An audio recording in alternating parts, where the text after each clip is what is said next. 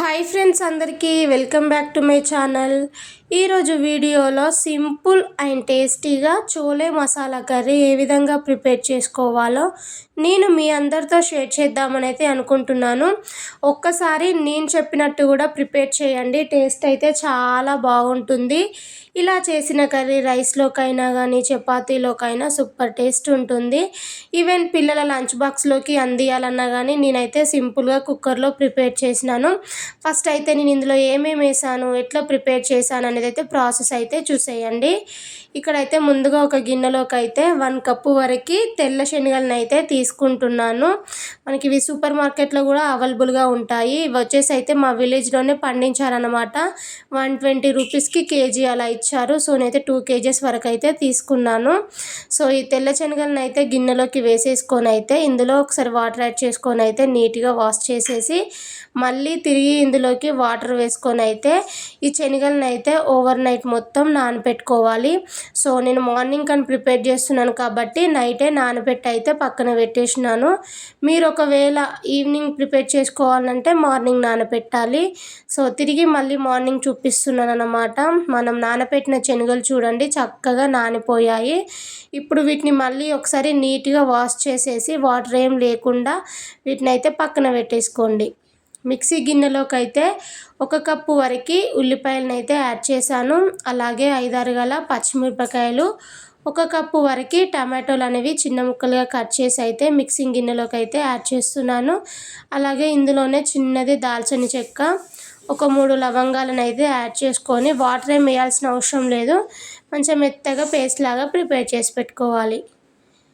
ఈ పేస్ట్తోనే chole masala curry taste అనేది చాలా అంటే చాలా బాగుంటుంది.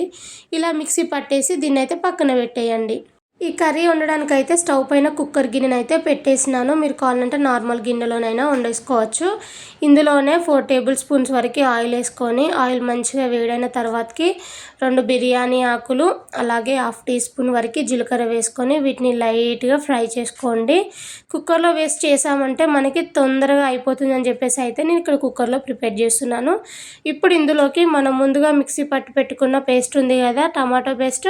సో దాన్ని మొత్తాన్ని అయితే ఇందులోకి యాడ్ చేసుకొని మంచిగా ఫ్రై చేసుకోవాలి. ఎందుకంటే మనం ముందుగా మిక్సీ పట్టేటప్పుడు నార్మల్గా అన్ని పచ్చిగా వేసి పట్టాం కదా. ఇప్పుడు ఆయిల్లో ఒక 4-5 నిమిషాల పాటు అయినా కానీ ఈ పేస్ట్ని బాగా ఫ్రై చేసుకోండి. సో చూసి ఇలా ఆయిల్ అనేది సపరేట్ అవుతుంది. ఈ పేస్ట్ అయితే మంచిగా ఫ్రై అయిపోయినట్టే. ఇప్పుడు ఇందులోకి 1 టేబుల్ స్పూన్ వరకు అల్లం వెల్లుల్లి పేస్ట్, అలాగే 1/2 టేబుల్ స్పూన్ వరకు పసుపునైతే యాడ్ చేస్తున్నాను. ఇప్పుడే ఇందులోకి టేస్ట్కి తగ్గట్టు సాల్ట్ని కూడా వేయండి. నేనైతే 1 టేబుల్ స్పూన్ వేసాను. అలాగే 2.5 టేబుల్ స్పూన్ వరకు అయితే కారం వేస్తున్నాను. కొంచెం కారం ఇంకాస్త స్పైసీగా తినేవాళ్ళు 3 స్పూన్స్ వరకు అయినా వేసుకోండి, లేదంటే స్పైస్ తక్కువగా తినేవాళ్ళు 2 స్పూన్స్ వేసుకోండి. నేనైతే 2.5 స్పూన్ వరకు అయితే వేసాను. 1 టేబుల్ స్పూన్ వరకు ధనియా పౌడర్, అలాగే 1/2 టేబుల్ స్పూన్ వరకు గరం మసాలాను కూడా యాడ్ చేస్తున్నాను.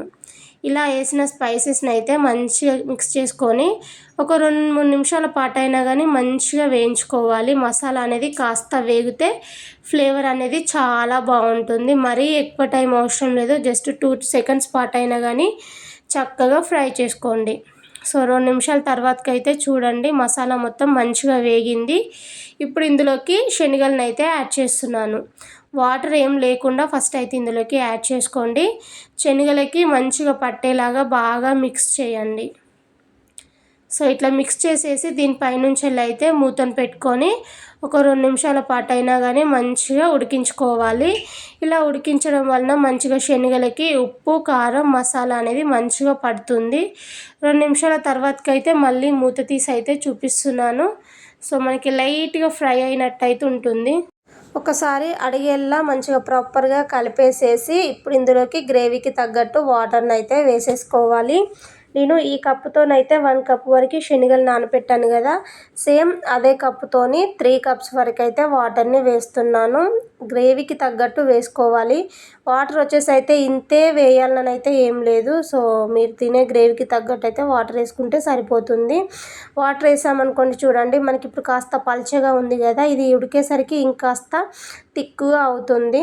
ఇప్పుడు దీనిపైనుంచి అయితే కుక్కర్ మూతను పెట్టేయండి. పెట్టేసి ఫ్లేమ్ అనేది హై ఫ్లేమ్లోనే పెట్టేసి 7 to 8 విజిల్స్ వచ్చేంత వరకు అయితే ఉడికించుకోవాలి. నేను 7 విజిల్స్ వచ్చేంత వరకు అయితే ఉడికించాను. సో 7 విజిల్స్ తర్వాతకి కుక్కర్లో ఉన్న ప్రెషర్ మొత్తం పోయిన తర్వాతకి మళ్ళీ చూపిస్తున్నాను అన్నమాట. వావ్, చూసిల్లా మనకి గ్రేవీ థిక్నెస్ కూడా బాగుంటుంది. ఆయిల్ మొత్తం పైకి తేలి అసలు చూస్తేనే తినాలి అని అనిపిస్తుంది కదా. సో చూసిల్లా నేను వేసిన వాటర్ కన్సిస్టెన్సీ కూడా కరెక్ట్గా సెట్ అయిపోయింది. గ్రేవీ కూడా మనకి ఇంకాస్త థిక్గా అయిపోయింది. ఇప్పుడు కొన్ని శనగలను అయితే ఇట్లా గరిటెలోకి తీసేసుకొని అయితే ఇవి ఉడికాయా లేదా అనేది అయితే చెక్ చేయండి. నాకు ఇక్కడ కరెక్ట్గా ఉడికిపోయాయి.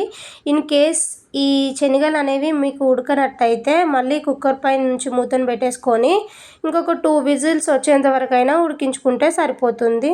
మనమైతే మళ్ళీ ఉడకబెట్టాల్సిన అవసరం లేదు. నాకు కరెక్ట్గా ఉడికిపోయాయి. ఇప్పుడు మళ్ళీ స్టవ్ ఆన్ చేసుకొని ఫ్లేమ్ సిమ్లోనే పెట్టుకొని కొంచెం అంతా కొత్తిమీర ఆకును వేసుకొని ఇంకొక 2 నిమిషాల పాటు ఉడికించి స్టవ్ ఆఫ్ చేసుకున్నామంటే సరిపోతుంది. ఫైనల్లీ అయితే చూసిల్లా చోలే మసాలా కర్రీ అయితే కంప్లీట్ అయిపోయింది. డెఫినెట్గా ట్రై చేసి ఈ రెసిపీ మీకు ఎట్లా వచ్చిందో కామెంట్ రూపంలో తెలియజేయండి. Thank you for watching.